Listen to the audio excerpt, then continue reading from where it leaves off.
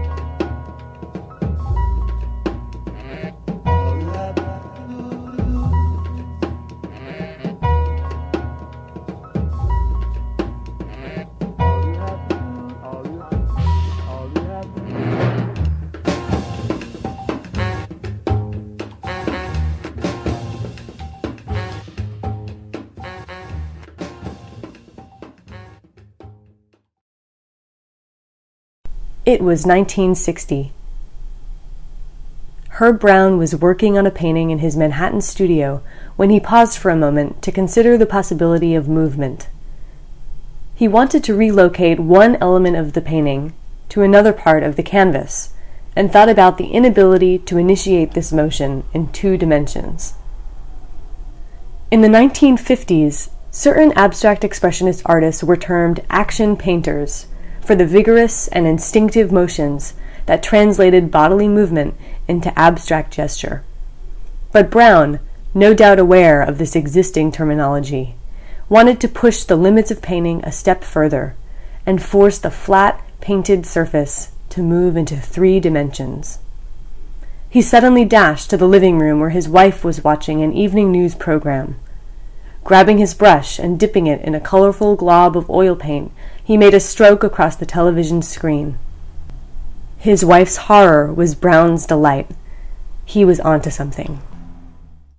Considered one of the pioneers of early television art, along with Nam June Paik and Wolf Ostell, Herb Brown actually precedes Paik's earliest television works by several years, and while Paik, Vostell, and other early video artists experimented with the television image and employed the use of magnets to alter the received input, Brown used the television object itself as the canvas, laying abstract gestures over the TV screen to alter the play of light and sound, movement and stillness, fixed and indeterminate. This work was produced as a manifestation of Brown's most essential artistic idea, that of the enduring duality of life, which, in turn, is revealed through art. This balance and constant interaction of dual forces has been called many things, black and white, or yin-yang most notably, but Brown calls it, uniquely, Sauber und Schmutz, which translates roughly to clean and dirty. Brown's paintings on canvas were fixed, determined objects. Once the abstract, messy strokes had been laid down, the finished painting could not be altered. The television, on the other hand, offered an aleatoric medium, where the quality and content of the image was left to chance or to the viewer's choice. The clean, sharp lines of TV programs offered a jarring backdrop to Brown's painting, changing the determinacy of the painted surface to an indeterminate one. Deterred by the high cost of buying a television set for each new piece, Brown had to find an alternative solution. He eventually turned to glass panels framed in wood, which allowed him to attach and remove the paintings from the front of the television.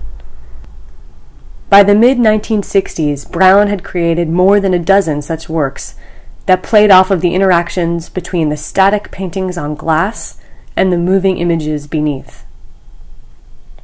In 2009, Brown received a major grant from the New York State Council on the Arts, with the sponsorship of the Experimental Television Center, for the production of new work based on his 1960s television experiments.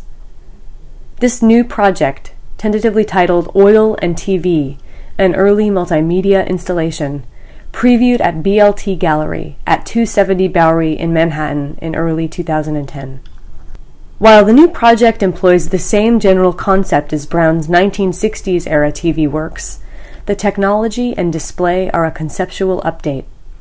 Vintage television sets will be retrofitted with new electronics to allow DVDs and video clips to be played, and flat-screen televisions will provide a new aesthetic approach.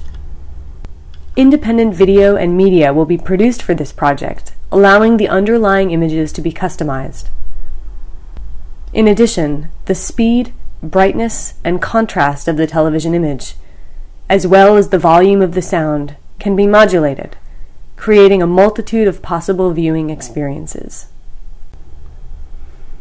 Brown's notion of Sauber und Schmutz is not radically new, and Brown himself admits that all artists unavoidably, even unintentionally, employ this principle in their work. In fact, much critical writing about abstract expressionist work alludes to this idea. Most frequently, it is referred to as geometry and gesture. But Brown, aware of the concept's ubiquity, still manages to elucidate the idea in clear, decisive language, pushing the envelope of two-dimensional painting into multiple dimensions by employing the use of a working television set. For more information on Herb Brown and Oil and TV, please visit HerbBrownOilOnTV.com.